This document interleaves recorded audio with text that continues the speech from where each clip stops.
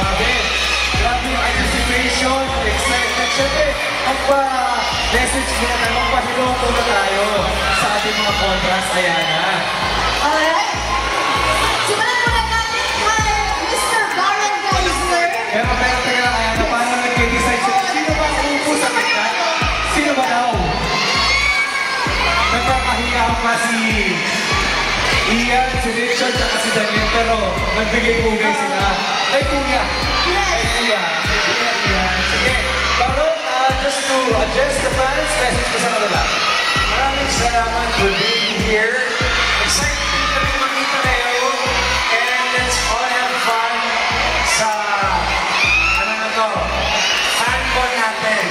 And please, sa lahat ng mga nandito, panoorin nyo na itong incognito dahil maghirapan po namin itong lahat. Solid to para sa inyo. Love you! Alright, thank you so much, Baron Geisler. Next up, Kyla Estrada in the house. Good evening, everybody. Maraming salamat. Thank you for taking the time with us today. Mag-enjoy lang tayo tonight. At syempre, sobrang excited na kami na mapanood ninyo. Maraming salamat. Thank you, Kyla. Give it up for Anthony Jennings. Anthony, Ito mga pagkikinig po sa lahat ng mga dito. Maraming salamat po sa pagkikinig. And of course, sobrang excited na ako manonood po sa ito. Sana na-appreciate it. yes, yes. Thank you so much, Anthony Jennings. Next up, Maurice Ramal. Hello, everyone! Kumusta kayo lahat? Thank you so much for coming tonight. Excited na ba kayo sa Incognito? Kami rin, super. Mag-enjoy lang tayo tonight. And thank you so much for coming. Love you guys. Thank you, Maurice. Nakapalapakan naman po natin, Richard Gutierrez. Hi everyone, maraming salamat sa inyo sa pagdala dito sa FanCon ng Incognito. Mag-enjoy tayo ngayong gabi at sana po abangan ninyo Incognito malapit na. Thank you, Richard. Next up, we have Daniel Padilla. Hello, magandang gabi sa inyo lahat. Happy New Year. Ito na po ang Incognito, ilang araw na lang. Sana ko supportahan ninyo lahat. Thank you so much, Mr. Daniel Padilla. Of course, last but not least, Ian Federacion. It's wonderful to be here. Thank you for coming and sana abangan nyo talaga yung Incognito July 17 kasi I'm sure mag-enjoy kayo as much as kami nag-enjoy gawin yung show nito. Alright, maraming salamat po for your initial, pating-pat mo lang, opening remarks ng ating Casa Incognito. Pero, ladies and gentlemen, may-request na po kami. Would it be okay to stand up about face for a group photo op with our fans? Yes. Yes. With our fans, and syempre guys, gusto mo, kasama po kayo sa post po kayo. Ipakita kayo mga posters ninyo. Ayan. We would also like to ask, yung ilaw po, pwede mo i-off again sa live po kasi. Thank you. Alright, thank you so much. Again, the cast of Incognito. Ayan.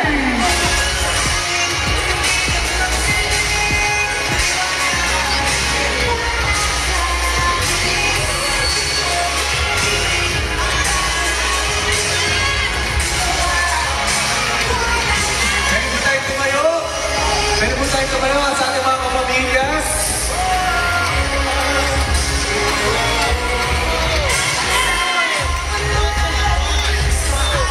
Alright, let's go. In 1, 2, 3, pose and smile. Alright, maraming po salamat. Thanks to the cast. Pwede po kayong mimili out, take your seats for our Q&A.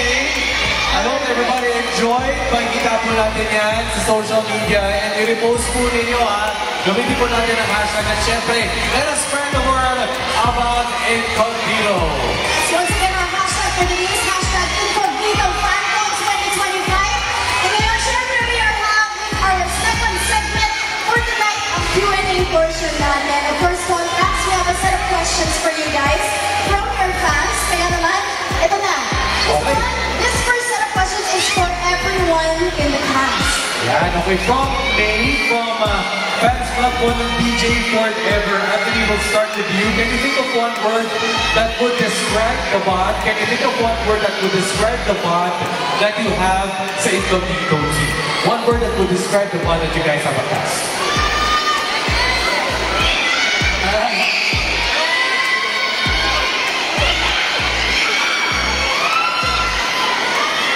Darling. Kulot. Kulot. Parang buhok ni Anthony. Kulot. Para sa atin. Oo, para sa Anthony. Okay, Maurice, go. One word to describe your bond with the Incognito team. Thanks. Yes. Okay. Mr. Daniel Padilla.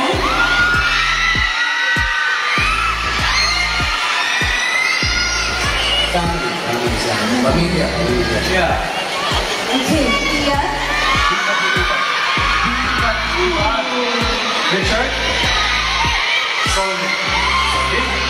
Kyra. Strong. Byron? Comrades. Talaga, no, blood is thicker than water, but comrades. Oo, pag-contracts talaga. Blood is Yes. thicker than water. Okay, next naman yan, another question from DJP Armies from Joanna. Goals you want to achieve this 2025? Anthony? Goals, yes.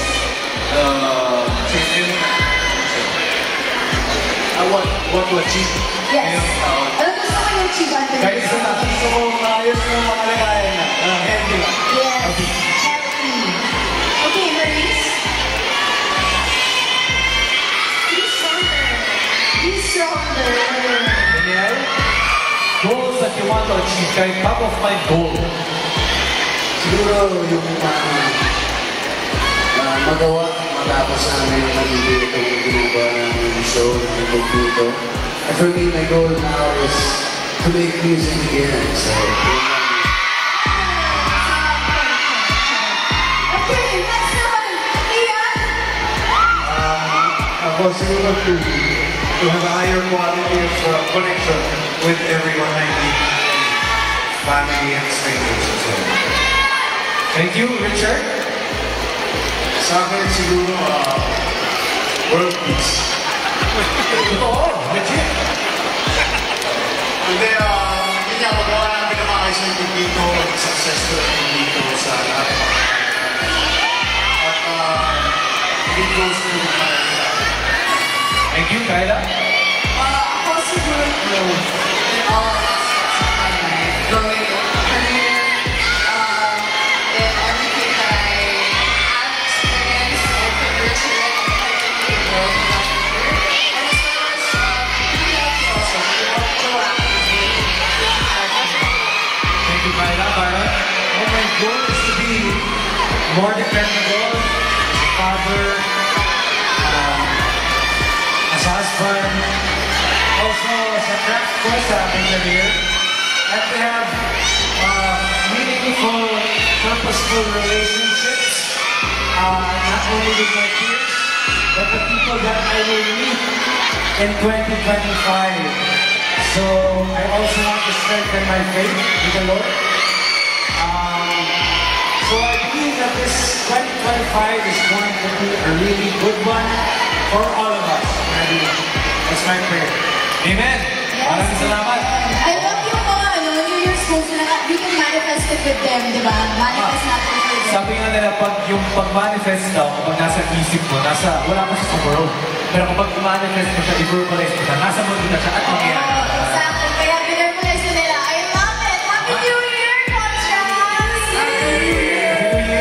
Kamusta naman si Anthony? Happy New Year. Okay. Hey, para kay Daniel. Para kay Daniel, from Danielistas, what is the most, Danielistas, brother, what is the most challenging and most fun part of your shoot?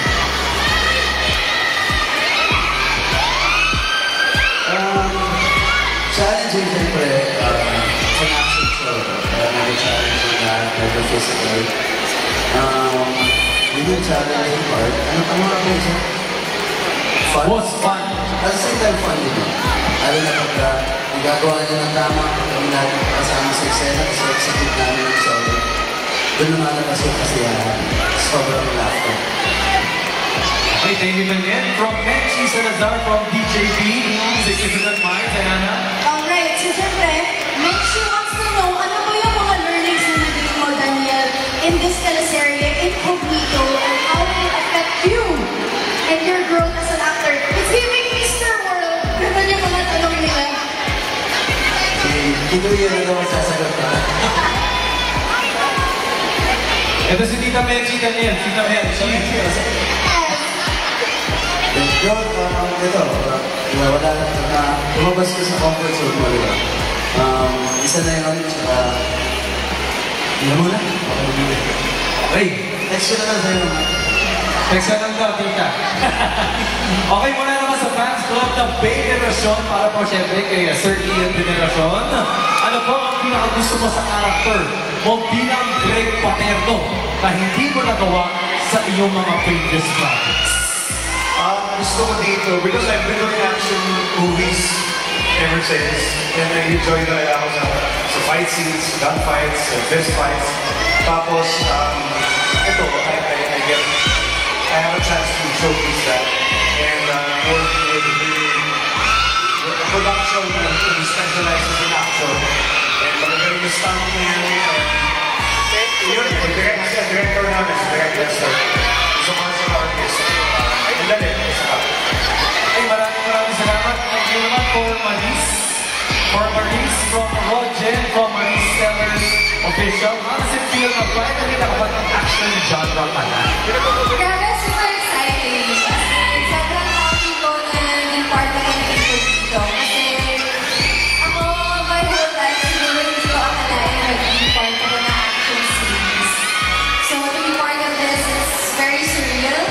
So this is like a chance for me to showcase my other skills na hindi ko alam na meron pala ako. So yeah, abangan ko na po. Bye-bye. Bang, bang? Bang, bang, I love it.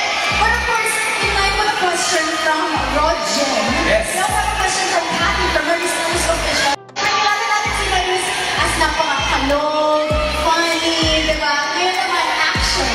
So, besides the action side of your character, what else are you most excited for that your character brings? Ako, excited ako sa mga, ano niya, dahil my character here is actually a spy. So, she shapeshifts, she changes her appearance, she speaks so many languages, so, excited ako gawin yung mga eksena na yun and to infiltrate groups for the sake of our mission. Yes. Oh my gosh, medyo curious na ako. Did you take language Well, classes? there is one na nag-aral ako on the spot. I had to talk to a bunch of very nice Italians. So, tinuruan nila ako magsalita. So, kung eksena ako sa Italy, baka hindi Italian. May basic Italian ba dyan na naalala? What?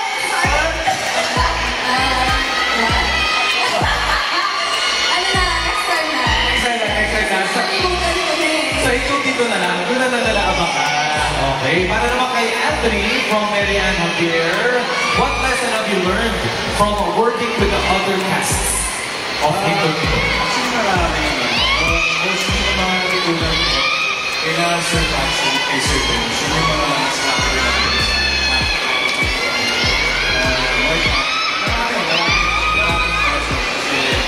siyempre, hindi naman yung nagkakadulog parang swak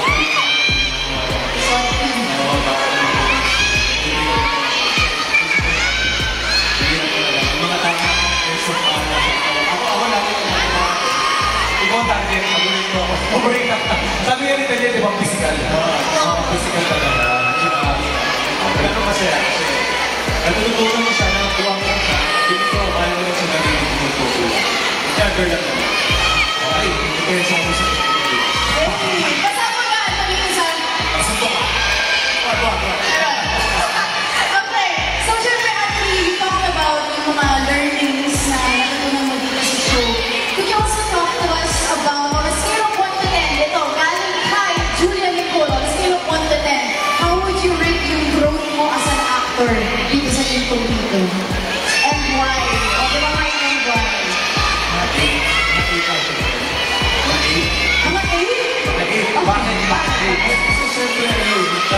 associate. So, marami namin ito. Marami sa kami. First time ko nakakasok sa akin. So, kita ko na. Parang ako mag-uwi. Thank you, Anthony. And naman for Richard from Mega Binanea. Richard, what makes the role as Jose Bonifacio different from your previous action roles? What makes him different? Well, every character that you try to portray is different persona to portray as an actor. It's the first time that I'm playing actually a military man. That I go there and play with him. And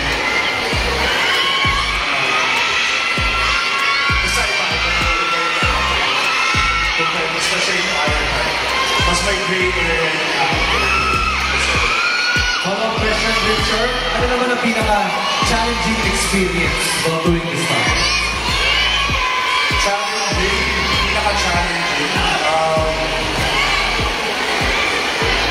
Mahirap kasi pumili ng isang particular moment na challenging kasi maraming challenges na nangyayari. Especially na action series. Pero siguro isa sa mga challenges natin siguro as a group was our first big action series na saan bumapak yun, sa mga water together. Tapos it's our first action scene as a group. Challenging siya physically great. Pero I think nagawa namin na makas, nagawa namin na makas as a group. And I think that's the negative as well. Thank you, Richard. Alright, next up we have two questions from Mr. Baron Geisler from Thomas. Okay, so the first question is, we would like to know, you have taken on so many roles as an artist or as an actor. What would you say is the most different role or the most different thing or challenging thing about your role dito po sa Incognito? You know, when I just want to say that the very beginning was starting because it's really easy. And to the cast, we really need this opportunity to work with the best of the best. The most challenging, I think, is sobrang dami. My character kasi I play sniper, surgeon, doctor, so very intelligent or precise in character. Yung mga characters ko before, yung mga nasa kasapaw! Mga nasa elemento, mga bad guys. So, I'm just grateful na nabigyan ako ng opportunity to become one of the good guys naman this time. And nagkakaroon ko siya. Nagkakaroon ko yung magiging good guy. And yung para sa character ko naman si Miguel Nexon, ang pinaka-main goal nito is to be very dependable. Kasi meron siya mga ibang story ko magugulang siya sa abangan niya. Abangan. Ang New Year's resolution or New Year goal niya is to be dependable. Oo. From the character. At sabi nga ni Baron, kumbaga yung character niya dito, nadadala niya, I Arkel, or in I real life. don't In real life, sunod ako kay Baron, siguro from the most challenging favorite scene without, mentioning any spoilers. Favorite scene siguro, parang may pa-clue-clue na. Marami eh. Ay, Palawan, Group, Italy, Kyla. Okay, parang siya kayo pala yan. Nasinable. English ka rin yung Kyla's plano dito. It was such a, kaya parang pangalala yung character na. It was such a,